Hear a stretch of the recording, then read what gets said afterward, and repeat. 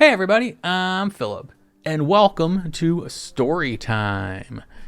This is an idea that I have had floating around in my head for about a year now, and I just never pulled the trigger on it. I figured, let's go ahead and change that. Basically, Storytime is just random stories from my life. I have led a very interesting life in many respects. The last 10 years of which, well, 10 of the last 12 years are on this channel. At the very beginning, What's Wrong With Me? That series where I document the first 10 years up to then of this condition. But before we get into story time, I hope you cannot hear that fan over there right now. It is 74 degrees in the house right now at like almost 11 p.m. I have the air off because it's super loud. I have all the fans off, the overhead fans. I'm under 3 lights. Gonna get hot. So I have this fan over here. It's the quietest fan I have in the hopes that I don't look like a sweaty, gross cantaloupe. But without further ado, let's get into story time. It is story time.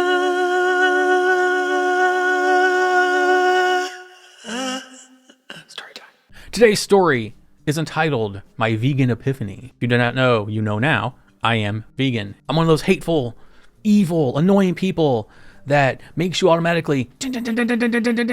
I have been vegan for almost 10 years now. But this video is not here to preach to you. I'm not here to tell you how you should live your life, what you should eat, what you shouldn't eat, what you should do, all that stuff. Because honestly, I don't give a shit. I don't give a shit. I know it sounds mean and callous, and I get enough hate from fellow vegans over it, but I am not here to dictate to you what your life should be. If you want to be vegan, awesome. If you don't want to be vegan, I don't give a fuck. Honestly, don't care. Hate comments down below, they're going to come no matter what. They always do. So I'm not here to preach from the mountaintop, because who am I to talk down to anybody about anything, honestly. Instead, I'm here to share my story because every single vegan I know has had that moment where the light bulb has went on. And then that moment happens, and it's like the veil that you were living in falls from your eyes and you see things for how they are. Another reason I'm not here to preach to anybody is because I didn't go vegan until I was 33 years old. And who the hell am I, to tell anyone? It's just not my thing. It's just not my thing. I've always said if we've known each other in real life and you feel threatened by it, that says more about you than it does about me, since I just pretty much keep it to myself. The minute people find out that I am vegan, you get that super defensive. They want to just, they ask questions in order to defend their own morality or view of ethics and all that. And I'm just, it's not, I've had screaming arguments in bars over this with strangers. It's a thing. It's a thing. Reason number two that I am not here to tell you how to live or to preach from the mountaintop, because I know what it was like. I was in my 30s, as said, before I even went vegan. On top of it, my childhood friend that I'd known since we were 9 years old, she went vegetarian at 18. We haven't talked recently in many years, but we knew each other. We still know each other, but we were close friends for almost 30 years. For the majority of our knowing each other, she was vegetarian and then went vegan. So I had a direct line to someone who was already living that lifestyle for almost 2 decades. And still it just took me that long to get to that point. But here's how I got there. So I felt like I needed to preface it. So finally, let's get to the story of how I had my own personal vegan epiphany. Picture it. Ohio, 2012. I am staying with a friend's family, my ex's friend's family. So the Cliff's Notes version to get to this moment is car accident, almost died, moved back to Ohio, moved in with mom. Some stuff went down there, had to move out on our own. Ex got arrested, went to jail. I was a day or 2 away from being homeless, legitimately homeless. Moved in with friend's family. Here we are. Now, if you want the extended version, the full story, it's in the What's Wrong With Me series. And I go over all of that in great depth. Not to say it was his friend's family because they were his friends at the time, but eventually I considered them my friends as well. It was a very tumultuous household. the father, as I went into detail about, was a bully, was very much a bully. It was an interesting time, but as I said, I go into that more in depth in the series. So, in the house, everyone smoked weed but the mom. And I think she knew everyone did, but I think that she just convinced herself that it was, I don't know. I'm not going to get into her headspace about it because, again, who am I to project on anyone else? Yeah, needless to say, the dad, myself, my ex, and both brothers that lived there all smoked weed. So one day we went out to the barn. The barn was this huge metal structure that was on the property. So it was this big metal structure, and inside of it were farm tools and the like. And that's usually that was the go-to place to smoke. There was a pool table in there. There was like farm equipment. There was all kinds of stuff in there.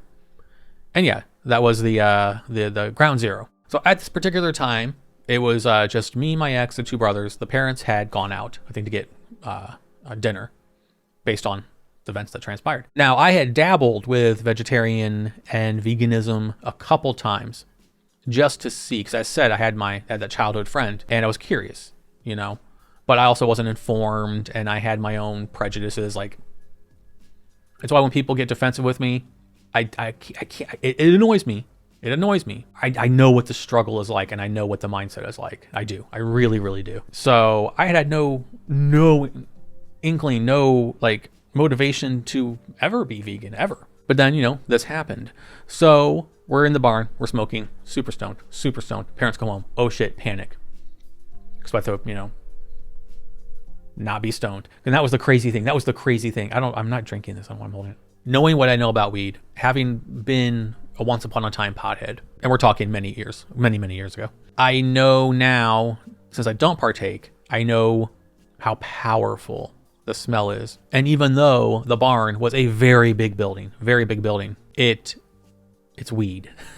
You come on. It's noticeable. You can be smoking outside with 45 fans on you in the middle of a field, walk back to your car, and someone's going to smell it. It's just how it is. All right, there's a train coming. Train brake. Let's also turn on this light. Boom, green. There we go. Back to the story. So there we are, stoned out of our minds. The parents come home with dinner. They brought KFC. Now, historically, with KFC, chicken in general, I was a drumstick guy. That was I think it's just because it was basically like a meat popsicle. You could hold it in your hand. It was easy to eat. Like wings were a nightmare to eat, and chicken breast and all that stuff. It was all, you had a drumstick. You're done. I mean, it came with its own handle. So that was my go-to. I was going on about how weed smells because we had just smoked inside a building, even though it was big. We still had to have reeked of it. Mom apparently never smelled it. I know the dad did. He also smoked. So I know I know. We go inside and it smells heavenly, as processed foods tend to do because they're supposed to. We go inside, and the funny thing is, since we had to fall under the guise of the mom didn't know that anyone smoked, we had to pretend we weren't stoned. Of all the times that I ever smoked, 2 times in particular stick out where I had to pretend, or stuck out to me from the pretending parts that were, that's another story for another time. The first one, that was in Phoenix. That was a trip. I will tell that story at a later date. Yeah, so we had to go back in and that's the worst acting you can probably do is being super high and pretending that you're super sober, because it's really fucking funny. So you go inside and we're all try not to laugh because we're so blitzed. But there's just something, man, about being, and I know a lot of you know this, there's just something about weed and food. It is just the most amazing marriage.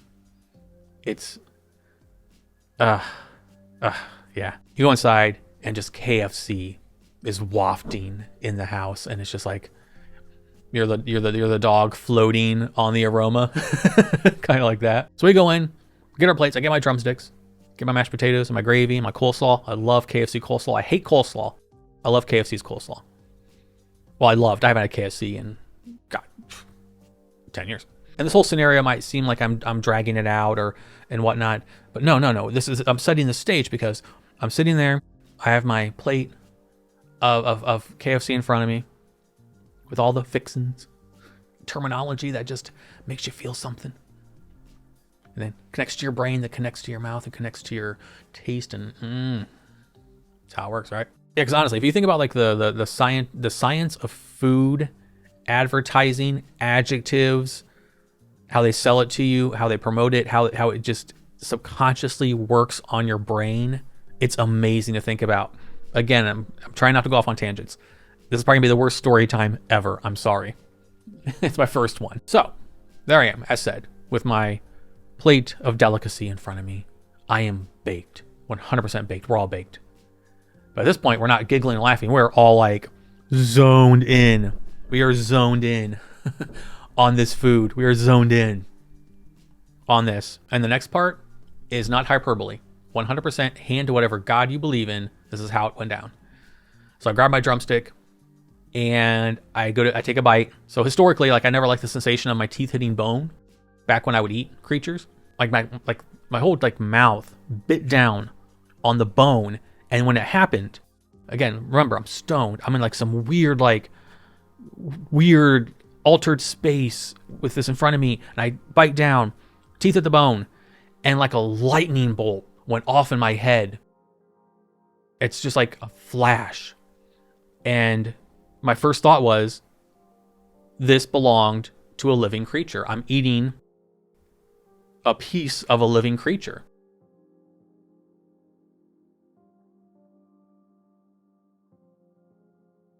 And I put the chicken down and I finished everything else. And I made some excuse. I don't know what I said now. Why I didn't finish the chicken.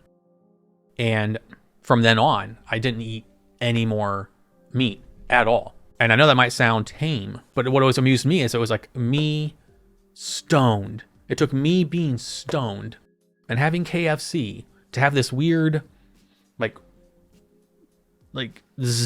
epiphany, and just, I could correlate myself to the food and see the food for what it was. But then I thought about where it came from, whatever, and what it represented, and it disgusted me. And that's what's so weird for me to think about, is like,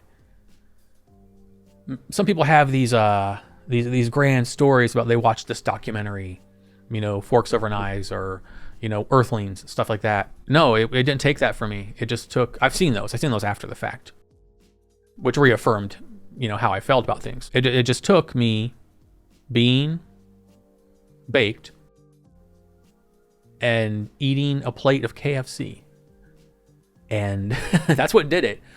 I'm sorry if you're let down. That was my vegan epiphany. But even putting it into those words doesn't really do it justice. It's so, like, I'm so fascinated with how the brain works. And it's something we cover a lot in our Doctor Who discussions. After we watch an episode, we talk about stuff like this a lot. But just the pieces, how they lined up.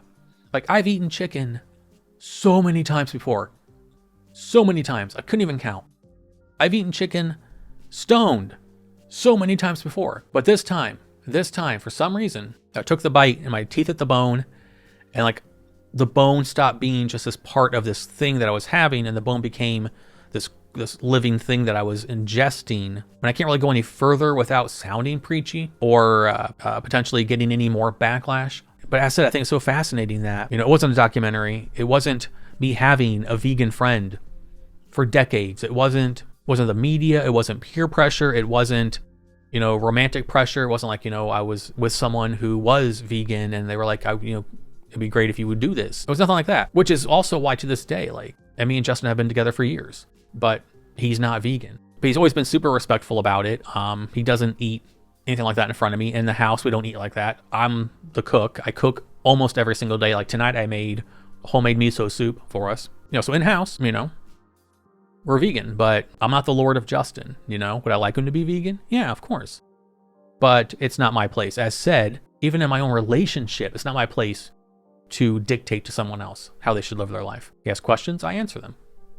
Stuff like that. I've heard so many other people's, their own epiphanies. I like mine because I think mine is, it's kind of neat.